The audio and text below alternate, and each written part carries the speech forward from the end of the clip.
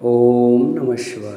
नमस्कार दोस्तों, स्वागत है आपका मेरे YouTube चैनल आर के भक्ति में। दोस्तों, मैं आज आपको अमावस्या और पूर्णिमा दो बहनों की कहानी सुनाऊंगा। कृपया उसे ध्यानपूर्वक सुनें। जो भक्त हमारे चैनल पर नए आए हैं वो हमारे चैनल को सब्सक्राइब करें, वीडियो को लाइक करें और कमेंट में ओम नमः शिवाय लिखना ना भूलें। बोलो शंकर भगवान की जय। एक राज्य में एक राजा और एक रानी रहते थे। उनके 4 संतानें थीं, 2 लड़के और 2 लड़की। एक लड़की का नाम पूर्णिमा और दूसरी लड़की का नाम अमावस्या था। पूर्णिमा घर के कामों में निपुण थी और घर का पूरा काम करती थी और भगवान की पूजा अर्चना भी करती थी। इसके अतिरिक्त वह गौ माता की सेवा भी करती थी और उसकी दूसरी बहन अमावस्या का घर का कोई काम नहीं करती थी, न ही भगवान की पूजा अर्चना करती थी और न ही गौ माता की सेवा करती थी। फिर भी राजा और रानी अपने दोनों बेटों तथा पुत्री अमावस्या को ही प्यार करते थे और वे पूर्णिमा से प्यार नहीं करते थे, उसके साथ भेदभाव करते थे। राजा के चारों पुत्र और पुत्री धीरे धीरे बड़े हो रहे थे। जब वे बड़े हो गए, राजा ने अपने दोनों पुत्रों का विवाह योग्य कन्याओं के साथ करा दिया। इसके बाद रानी ने राजा से कहा कि अब दोनों पुत्री विवाह के योग्य हो गई हैं और इन दोनों का विवाह भी करा दो। लेकिन पुत्री अमावस्या का विवाह किसी बड़े खानदान में कराना और पूर्णिमा का विवाह किसी गरीब परिवार में कराना, क्योंकि पूर्णिमा को केवल भगवान की पूजा पाठ करना ही पसंद है और गाय की सेवा करना पसंद है। अब रानी ने राजा को दोनों पुत्रियों का रिश्ता तय करने के लिए भेज दिया। राजा ने अपने पड़ोसी राज्य में जाकर वहाँ के राजा के पुत्र से अमावस्या का रिश्ता तय कर दिया और उसी गांव के गरीब परिवार के लड़के से बेटी पूर्णिमा का रिश्ता तय कर दिया। यह सारी बात राजा ने अपने रानी को बताई तो रानी कहने लगी कि अब देखते हैं कि भगवान कैसे मदद करते हैं। यह बहुत ही पूजा पाठ करती है और भगवान में मग्न रहती है। पूर्णिमा के कई भाई और भाभी पूर्णिमा से बहुत प्यार करते थे, क्योंकि पूर्णिमा उनके घर के कामों में उनका साथ देती थी और उनकी दूसरी बहन अमावस्या उस पर अपना रौब जमाती थी और घर का कोई काम काज नहीं करती थी। कुछ समय बीतने के बाद दोनों पुत्रियों का विवाह हो जाता है। राजा और रानी शादी के बाद अपनी दोनों पुत्रियों को विदाई देते हैं। विदाई देते समय राजा और रानी अमावस्या को बहुत सारा धन दौलत देकर विदा करते हैं, पूर्णिमा को कुछ नहीं देते, खाली हाथ अपने घर से विदा करते हैं। इसके बाद दोनों बहनें अपने ससुराल को चली जाती हैं।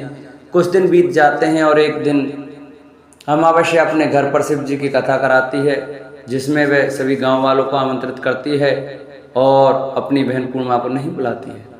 जब गांव की सभी औरतें अमावस्या के यहाँ जाती हैं तो यह सभी दृश्य पूर्णिमा अपने दरवाजे से बाहर खड़ी होकर देख रही होती है। तो वहाँ से गुजर रही औरतें पूर्णिमा से कहती हैं कि तुम्हारी बहन के यहाँ शिव जी की कथा रखी है, क्या तुम नहीं चलोगी? पूर्णिमा ने कहा, मुझे निमंत्रण नहीं आया है, मैं नहीं जा सकती। सभी गांव की औरतों ने पूर्णिमा से कहा, नहीं बुलाया तो क्या हुआ, भगवान शिव की कथा है, तुम हमारे साथ चलो। गांव की सभी औरतों की बात मानकर पूर्णिमा भी उनके साथ भगवान शिव की कथा में अमावस्या के घर चली जाती है। जब अमावस्या की नज़र पूर्णिमा पर पड़ती है तो वह कहती है कि तुम यहाँ कैसे चली आई, मैंने तो तुम्हें बुलाया नहीं था। खैर कोई बात नहीं, अब तुम आ गई हो तो बैठ जाओ। और यह कहते हुए अमावस्या पूर्णिमा की दरिद्रता का भी मजाक उड़ाती है। यह सुन पूर्णिमा की आंखों में आंसू आ जाते हैं और रोते रोते मन ही मन पूर्णिमा भगवान शिव से विनती करती है, हे भगवान, क्या पूजा पाठ करना गलत है? गौ माता की सेवा करना गलत है? आखिर मेरी गलती क्या है? आप मुझ पर अपनी कृपा दृष्टि क्यों नहीं डालते? जब पूर्णिमा बार बार भगवान शिव से यह कहती है तब तक शिव जी की कथा पूरी हो जाती है और अमावस्या भगवान का प्रसाद सभी लोगों को देती है, लेकिन पूर्णिमा को वह प्रसाद नहीं देती। पूर्णिमा बिना प्रसाद के ही अपने घर लौट आती है। रास्ते में वह सोचती है कि यदि बच्चे कथा का प्रसाद मांगेंगे तो वह उन्हें क्या जवाब देगी। उसने सोचा कि वह मायके अपने भाई और भौजाई के यहाँ चली जाएगी, वहाँ बच्चों के लिए कुछ लेकर आएगी। वहाँ से वह घर वापस लौट आई, पर घर वापस लौट कर आने के बाद उसने अपने पति और बच्चों से कहा कि वह अपने मायके जा रही है। पति ने कहा ठीक है। कुछ समय बाद पूर्णिमा अपने मायके के लिए चल देती है। रास्ते में एक चबूतरा पड़ता है जिस पर तुलसी का पौधा लगा है। एक बूढ़ी अम्मा बैठी है, वह कोई और नहीं साक्षात तुलसी माँ है। उस बूढ़ी माता ने पूर्णिमा से कहा, बिटिया तुम कौन और कहाँ जा रही हो? पूर्णिमा अपना परिचय देती है। परिचय देने के बाद बूढ़ी औरत ने पूर्णिमा से कहा कि यहाँ तुलसी का पौधा सूख रहा है, इसमें थोड़ा सा पानी डाल दो और इस चबूतरे की सफाई कर दो, तो जिससे मुझे थोड़ी ठंडक मिलेगी। पूर्णिमा ने कहा कि ठीक है माँ, मैं तुलसी में पानी डाल देती हूँ और यहाँ की साफ़ सफाई करती हूँ। पूर्णिमा ने साफ़ सफाई करने के बाद बूढ़ी अम्मा को भी नहला दिया और बूढ़ी अम्मा की भी सेवा की, उनके पैर दबाकर। और बूढ़ी अम्मा से कहा कि मैं माँ जी आपकी और क्या सेवा करूँ, और कोई काम हो तो बता दो, मैं कर दूंगी। बूढ़ी अम्मा ने कहा नहीं, अब तुम जाओ और वापस आते समय मुझसे मिलते हुए जाना। पूर्णिमा ने बूढ़ी अम्मा से कहा ठीक है माँ जी, मैं जाती हूँ। आगे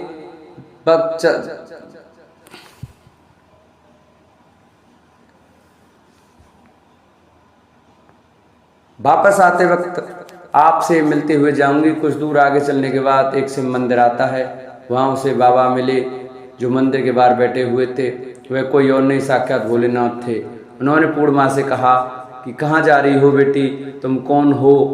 तब पूर्णिमा ने अपना पर्चा दिया। फिर बाबा ने कहा, पूर्णिमा से कहा इस चबूतरे की और इस मंदिर की सफाई कर दो। तब पूर्णिमा ने मंदिर की और चबूतरे की सफाई कर दी और वहाँ पर पूजा पाठ भी की और साफ सफाई पूजा अर्चना के बाद उन्होंने बाबा को भी नहला दिया। और उसने कहा कि बाबा और कोई काम हो तो बताइए। तो बाबा ने कहा कि अब बेटी तुम जाओ, वापस आते वक्त मुझसे मिलते हुए जाना। पूर्णिमा ने कहा ठीक है बाबा, मैं जाती हूँ, वापस आते हुए तुमसे मिलते हुए जाऊँगी। कुछ दूर चलने के बाद पूर्णिमा को एक काली जी का मंदिर दिखा, वहाँ भी एक बूढ़ी अम्मा चबूतरे पर बैठी थी। उस बूढ़ी औरत ने भी पूर्णिमा से कहा कि बेटी तुम कौन हो, कहाँ जा रही हो? तब पूर्णिमा ने उस बूढ़ी औरत को भी अपना परिचय दिया। बूढ़ी औरत ने पूर्णिमा से कहा कि यहाँ पर सभी पूजा पाठ करने के लिए आते हैं, लेकिन मंदिर की सफाई कोई नहीं करने आता, इसलिए तुम मंदिर की और चबूतरे की सफाई कर दो। पूर्णिमा ने कहा ठीक है माँ जी, और पूर्णिमा मंदिर की और चबूतरे की सफाई कर देती है और पूजा पाठ भी करती है और माता जी का श्रृंगार करती है और वह बूढ़ी अम्मा को भी नहला देती है और बूढ़ी अम्मा के पैर दबाती है और कहती है कि सभी काम हो गया माँ जी, और कोई काम हो तो बताइए। बूढ़ी अम्मा कहती है नहीं बेटी तुम जाओ, लेकिन वापस आते वक्त मुझसे मिलते हुए जाना। पूर्णिमा कहती है ठीक है, और वह आगे चलती है। चलते चलते एक नदी आती है, वहाँ पर भी एक बूढ़ी अम्मा बैठी रहती है और कहती है कि बेटी तुम कौन हो, कहाँ जा रही हो? उसे भी पूर्णिमा अपना परिचय देती है। बूढ़ी औरत पूर्णिमा से कहती है कि नदी पर स्नान करने के लिए यहाँ सब आते हैं, लेकिन यहाँ की साफ सफाई कोई नहीं करता, इसलिए तुम इस किनारे पर सफाई कर दो। पूर्णिमा कहती है ठीक है माँ जी, और वहाँ की साफ सफाई कर देती है और वह बूढ़ी अम्मा के पैर दबाती है और कहती है माँ जी और कोई काम हो तो बताइए। बूढ़ी औरत कहती है कि कुछ नहीं बेटी तुम जाओ, लेकिन वापस आते वक्त मुझसे मिलते हुए जाना। और वह नाव से नदी के किनारे तक पहुँच जाती है और वह अपने मायके में पहुँचती है और वहाँ पर पूर्णिमा के भाई और भाभी उसे देखकर बहुत खुश हो जाते हैं और वे पूर्णिमा की बहुत खातिरदारी करते हैं और उससे बहुत सारी बातें करते हैं और कहते हैं कि बच्चों को भी साथ लेकर आती तो बहुत अच्छा होता।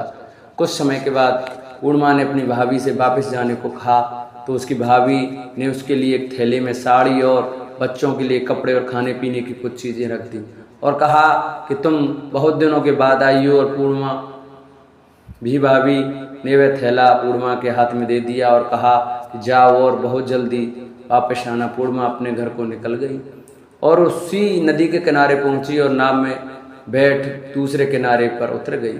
वहां उतरने के बाद बूढ़ी अम्मा मिली जो साक्षात गंगा मैया थी।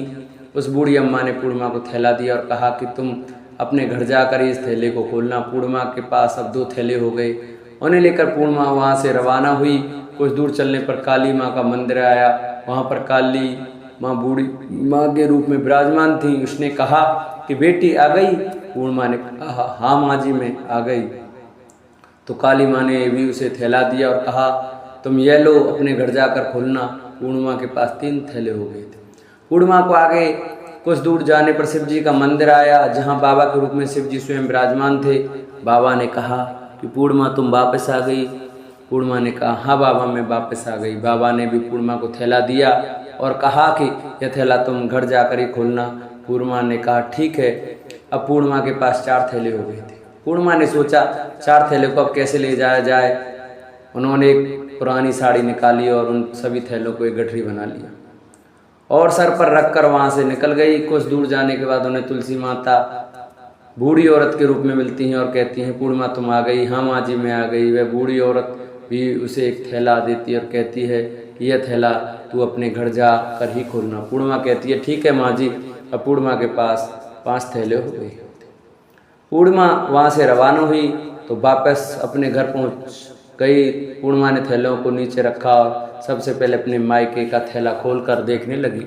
उसमें बच्चों के लिए अच्छे अच्छे कपड़े और खाने पीने की चीज़ें थीं और उसमें कुछ गहने भी रखे थे। पूर्णिमा ने अपने बच्चों को कपड़े दे दिए और खाने पीने की भी चीज़ें बच्चों को दे दी। यह सब लेकर वह बहुत खुश थे। अब पूर्णिमा ने दूसरा थैला खोला जो गंगा मैया ने दिया था। उसमें ढेर सारे हीरे जवाहरात सोना चांदी आदि थे। इसके बाद अब पूर्णिमा ने तीसरा थैला खोला जो उसे काली माँ ने दिया था। उसमें बहुत सारा सोना श्रृंगार का सामान भरा हुआ था। इसके बाद पूर्णिमा ने चौथा थैला खोला जो उसे भगवान शिव ने दिया था। उसमें बहुत सारा धन संपत्ति भरा हुआ था और बहुत सारी खुशियाँ भरी हुई थी। इसके बाद अब पूर्णिमा ने 5वां थैला खोला जो उसे तुलसी माँ ने दिया था। उसमें चावल दाल और 7 प्रकार की खाने की चीज़ों से भरा हुआ था। अब पूर्णिमा के घर में किसी भी चीज़ की कमी न थी। उसका घर धन धान्य से भरा हुआ था और अंततः पूर्णिमा और उसके परिवार में के सुख में जीवन व्यतीत करने लगा। अब पूर्णिमा के मन में विचार आया कि क्यों ना शिव जी की कथा कराई जाए और शिव जी की कथा में एक कार्यक्रम रखा जाए। पूर्णिमा ने गांव के सभी लोगों को आमंत्रित किया और घर घर जाकर सभी लोगों को बुलाया। पूर्णिमा अपनी बहन अमावस्या के घर भी गई और अमावस्या को भी शिव जी की कथा के लिए अपने घर पर बुलाया। जब अमावस्या पूर्णिमा के घर शिव जी की कथा में आई तो उसने देखा कि पूर्णिमा के घर में किसी भी चीज़ की कोई कमी नहीं है। इतना सारा धन दौलत यह देखकर उसने कहा कि अमावस्या को देखकर घर में इतना धन और दौलत कहाँ से आई। पूर्णिमा ने कहा कि देखो तब शिव जी की कथा में मुझे नहीं बुलाया था, फिर भी मैं चली आई और तुमने मुझे प्रसाद तक नहीं दिया था और मेरी गरीबी का मजाक भी उड़ाया था। उसके बाद मैं अपने घर आई और घर आते हुए मन ही मन सोचती रही कि मेरे मायके जाऊंगी और अपने मायके चली गई और जो कुछ घटना इस बीच हुई वह सभी घटना अपनी बहन अमावस्या को बता दी।